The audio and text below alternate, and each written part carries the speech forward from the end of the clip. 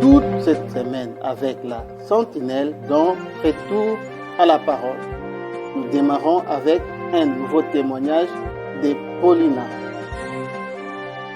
Mort accidentellement et ressuscitée par la puissance de Jésus-Christ.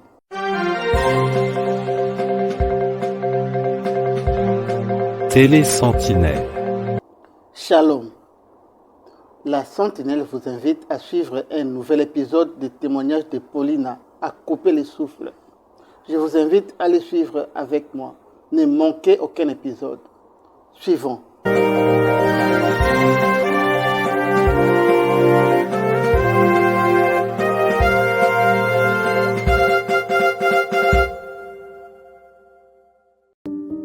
C'est l'histoire d'une jeune femme qui avait perdu la vie lors d'un accident de circulation. Alors qu'elle avait 35 ans, cette fervente catholique s'est vue renversée par le bus qui la conduisait à l'université. La jeune femme n'y a pas survécu. Sa mort occasionna une courte visite en enfer et au paradis où elle rencontra le Seigneur Jésus. Sous quelques conditions, le Seigneur la ramena à la vie, pendant que sa dépouille se trouvait déjà à la morgue depuis 1 heure passée. C'est le témoignage percutant et vrai de Paulina. Je suis née en Colombie, dans la capitale, Bogota.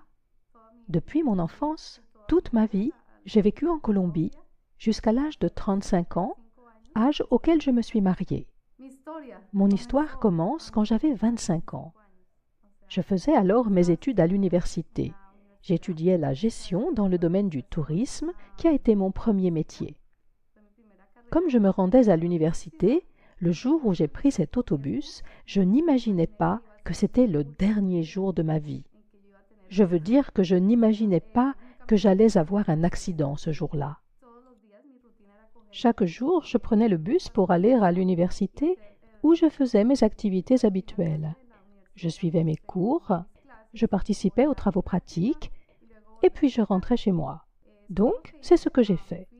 Je suis partie, j'ai pris le bus et j'ai dit à cet homme, le conducteur, d'arrêter au coin de la rue. Les bus en Colombie ont 2 portes, une à l'avant et l'autre à l'arrière. Je me suis dirigée vers l'arrière et j'ai appuyé sur le bouton près de la porte, une petite sonnette sur laquelle on appuie pour signaler au chauffeur que l'on veut descendre à l'arrêt suivant. Donc, j'ai appuyé sur cette sonnette. Je pensais qu'il avait vu que j'étais en train de descendre à l'arrière, mais en fait, il ne m'avait pas vu. Il a tourné le volant d'un coup sec vers la gauche parce que le feu était orange. Il aurait dû s'arrêter, mais il ne le voulait pas. Il voulait passer au feu orange. Donc, il est passé à l'orange. Et à ce moment-là, la porte s'est ouverte et la force centrifuge m'a projeté dehors, sur la route. Je suis tombée sur la chaussée.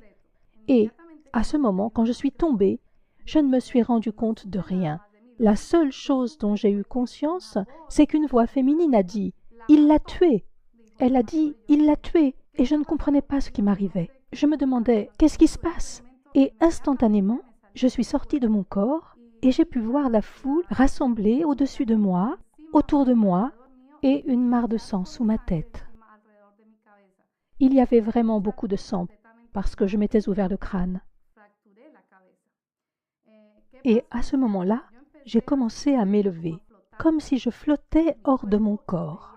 Et je voyais tout le monde de là où j'étais, là-haut. Je voyais les gens, les maisons, les toits des maisons, et je suis passée au travers des nuages en un instant. Je suis allée au-delà des nuages, et j'ai quitté la Terre. Et comme je quittais la Terre, je l'ai vue, ainsi que les autres planètes. J'ai vu Jupiter, Saturne, j'ai vu Mars. En fait, j'ai vu l'univers tout entier. Ça a été un choc incroyable parce que je ne savais pas ce qui m'arrivait. Mais ce que je ressentais était agréable. Je ne ressentais rien de déplaisant. En fait, je me sentais bien. J'avais l'impression que mon esprit flottait et je ne sentais plus la pesanteur de ma chair. C'est assez difficile à exprimer, mais c'est ce que l'on ressent quand on est hors de son corps. En un instant, j'ai vu l'univers tout entier. Mais cela s'est déroulé en une fraction de seconde. Et aussitôt, je me suis dirigée vers un tunnel. Dans ce tunnel, il n'y avait pas de lumière. Il était dans l'obscurité totale. Exactement comme si l'on entrait dans une grotte. C'était une grotte entièrement noire. Je ne pouvais même pas voir les paumes de mes mains. Je ne voyais pas mon corps. Et j'ai compris que j'étais en train de passer dans une autre dimension, quelque chose dont je n'avais jamais fait l'expérience. Et je me suis demandé, suis-je encore vivante ou bien suis-je morte? Alors j'ai essayé de toucher la paume de ma main, et mes doigts sont littéralement passés à travers.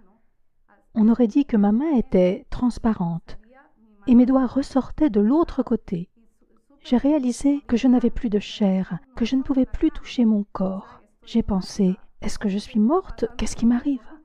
À ce moment-là, j'ai senti une présence, des voix derrière moi qui ont commencé à se moquer de moi, à rire de moi et à me lancer des méchancetés. Elles disaient, « Tu es mauvaise, tu es une vraie peste et tu as mérité d'être ici. » Alors j'ai dit, « Qui êtes-vous » Mais elles ne m'ont pas répondu. Elles se contentaient de rire, « Ha, ha, ha !» Et elles continuaient à se moquer de moi encore et encore, tout en se rapprochant de plus en plus. J'essayais de m'éloigner de cette présence parce que j'avais vraiment peur, car c'était une présence et des voix qui faisaient penser à des monstres. Et le problème, c'est que tandis qu'ils tentaient de s'approcher davantage, j'ai essayé de les contourner par la droite et je me suis cognée contre un mur. Alors j'ai couru droit devant moi, puis vers la gauche, mais je me suis cognée contre un autre mur. C'est là que j'ai réalisé que je me trouvais dans un tunnel. Au fond du tunnel, derrière moi, j'ai vu un feu, ou plutôt, j'ai senti la chaleur d'un feu. J'ai senti la chaleur des flammes. Et j'ai entendu des cris comme si des gens étaient en train de se faire torturer. C'était comme si on torturait des gens, et moi j'entendais ces cris, et je me sentais vraiment terrifiée. Je ne savais pas où j'étais. Alors j'ai demandé, « Où suis-je » Et les voix m'ont dit, « Tu ne le sais pas ?» J'ai répliqué, « Non, je l'ignore. » Et l'on m'a répondu, « Tu es aux portes de l'enfer. » Quand ils m'ont dit cela, j'étais complètement sous le choc. Je ne savais pas quoi faire. J'ai dit, « Je ne peux pas être aux portes de l'enfer. Je suis une bonne personne et je ne peux pas être morte. » Et ils m'ont dit, « Si, tu es morte et tu vas rester dans cet endroit pour toujours. Tu n'as plus de vie sous aucune forme. » Alléluia. Dieu est vivant. Tous ceux qui croient en l'Éternel ne sont jamais déçus. Jésus a dit qu'il est la vérité, le chemin et la vie. Et le même Jésus a dit qu'il est la résurrection. La résurrection est une réalité. Le miracle est une réalité. Le temps des miracles n'est pas encore passé. Écoutons ce que dit la parole du Seigneur. Retour à la parole. Romains, chapitre 10, versets 10 à 13. Car c'est en croyant du cœur qu'on parvient à la justice, et c'est en confessant de la bouche qu'on parvient au salut, selon ce que dit l'Écriture, « Quiconque croit en lui ne sera point confus. » Il n'y a aucune différence, en effet, entre le juif et le grec, puisqu'ils ont tous un même Seigneur, qui est riche pour tous ceux qui l'invoquent. Car quiconque invoquera le nom du Seigneur sera sauvé. Parole du Seigneur.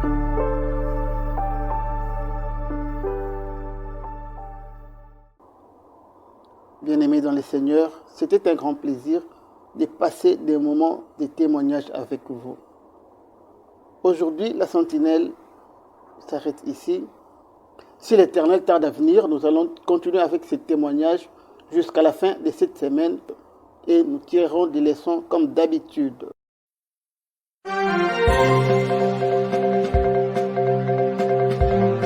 Télé Sentinelle, la chaîne chrétienne sur YouTube qui vous ouvre les écluses de la parole de Dieu avec la sentinelle Michael Mpeoui. C'est le temps de nous réveiller du sommeil spirituel.